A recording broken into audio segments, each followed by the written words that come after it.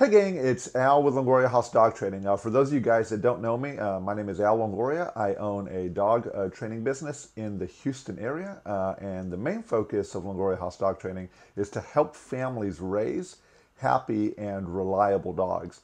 So today, the topic that I'm actually going to go over is one that goes right at the heart of that. So I've got my notes here. I'm going to kind of read off of those and just kind of tell you a little bit about it. So I just got an email in, and in the email, the main issue that we were seeing is that the family had just received a new puppy, but they also had an older senior dog, and they were beginning to have some issues, and they wanted to reach out for some advice. So I just wanted to go over this. So when I get a new puppy, my new puppies don't get to play with older senior dogs. The reason for this is that the old dog, they really just want to they want life as usual. They've been living with you for a number of years, and they just want it to be that nice, tranquil thing that it's been, that very special relationship that you built with them. And now, here comes a puppy. And so what does the puppy want? Well, the puppy primarily wants to play, because if it's an 8 or 10 or even 12-week-old puppy, pretty much its entire life up to that point has probably been playing, jumping, and biting on other dogs. So that's okay as puppies, but it's important for the dog that we advocate for older dog space. So let me go over these notes. My puppies don't play with the older dogs. It's important that your older dog already knows its place really well. So where should the dog be? So if you're going to have your puppy out in your living room, your older dog should have a place that it should go and relax.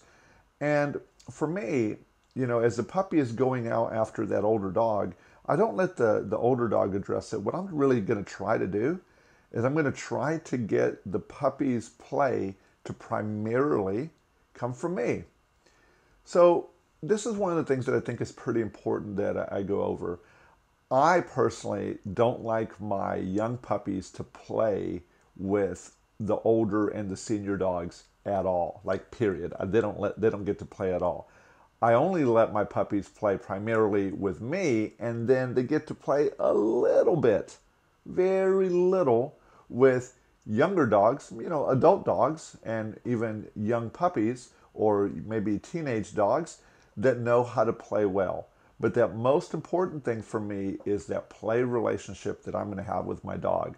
So just as a rule in my household, my young puppies do not get to play with my senior dogs. Okay, so the old dog does not get to correct my puppy. Now this is a big one, okay, and it's a little controversial for a few reasons. Some dogs can actually correct other dogs particularly well. But the way that I like to think about it is I don't let any dog correct another dog, period, regardless of ownership. So it's just really important that my senior dog, if I'm going to take that away from them, that they understand that I've got their back, that I'm not going to let the puppy come in and invade their space. But because I'm going to do that for you, you don't get to correct my puppy. And then my puppy, I teach my puppy that you're to stay away from the older dog, okay? But I will make sure that you get to play with me and that you've got plenty of ways to interact, okay? So I manage my puppy, to be able to do this, I manage my puppy with two very important pieces of equipment. I use a playpen and I use a crate. So my playpen is basically a big area. It's generally inside my home. It actually takes up my living room, well, not my living room, but my dining room when I get a new puppy. And this area is filled with toys and all sorts of things that are appropriate for the dog to do. And anything that my puppies do inside the playpen, I don't really care.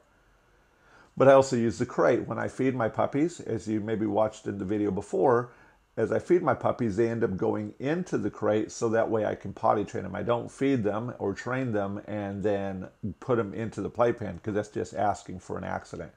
So I manage my puppies in a playpen and in a crate, and then when I bring them out of that, they're never, ever unsupervised without any equipment on. They're never unsupervised, period, but I like to have equipment on them, maybe a leash, have a harness with a line on them.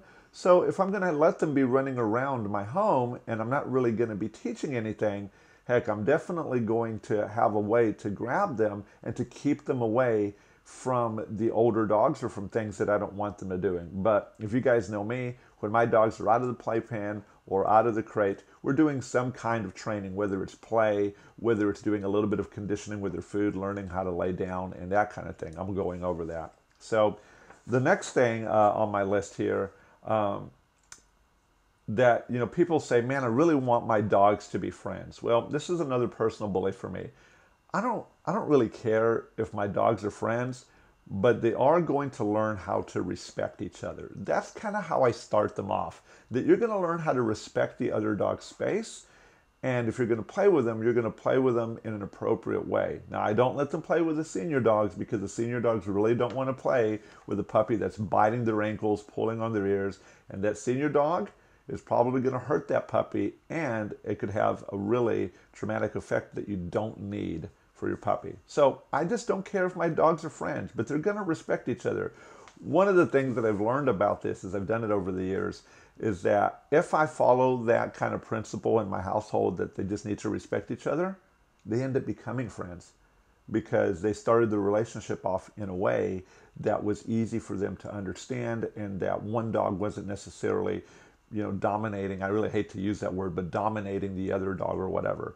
So I just want the dogs to coexist in harmony with each other and with the humans.